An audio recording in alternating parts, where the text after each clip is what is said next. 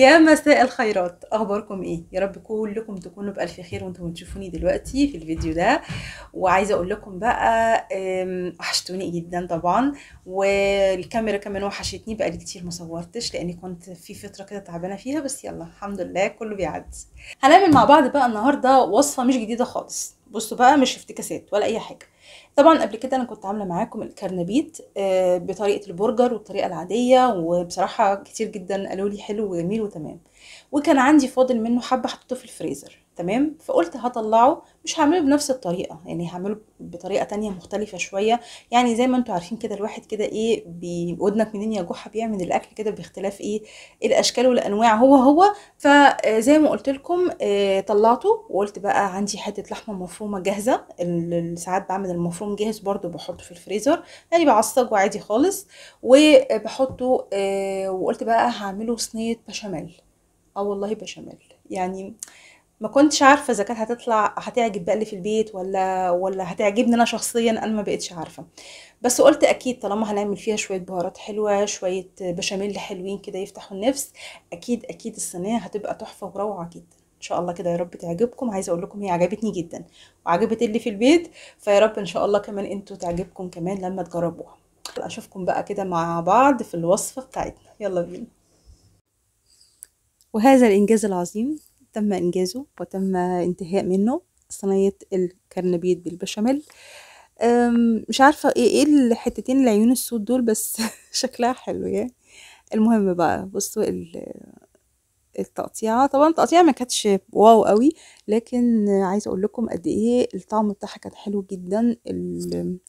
تحسوا كده. طبعا انا مش حاطه خالص جبنه موتزاريلا على فكره.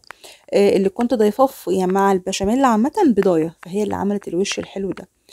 فلو ما عندكوش جبنه مفيش مشكله خالص، هنضيف البيضه دي.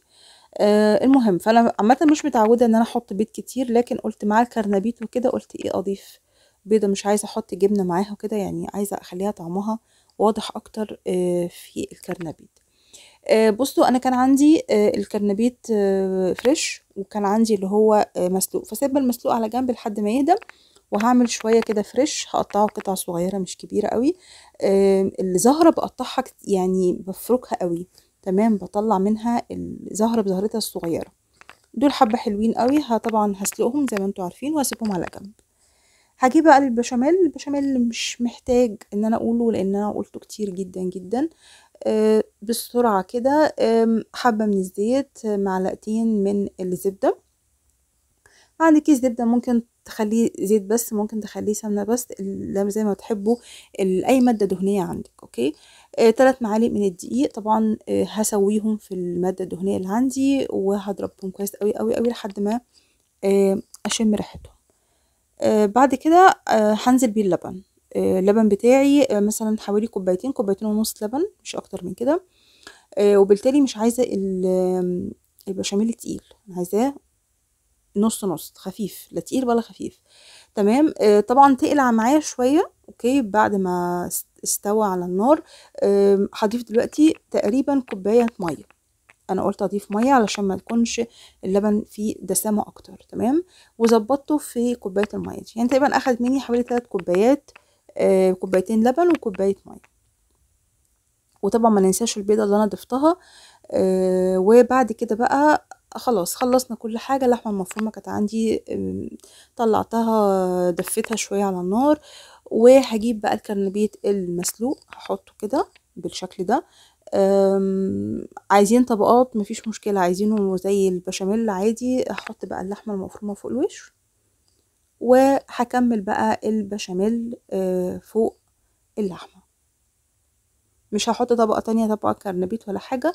هي كانت حلوة قوي الصينية دوبك كده، فقلت هنزل على طول بالبشاميل. بس يا ستي شوية فلفل اسود فوق الوش كده، شوية تحابيش كده حلوة.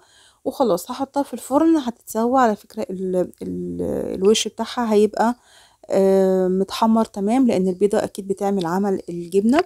فالموضوع مش مخدش مننا وقت خالص، وصينية جميلة قمر وحلوة قوي. ويا رب تعجبكم، واشوفكم على خير، وباي باي.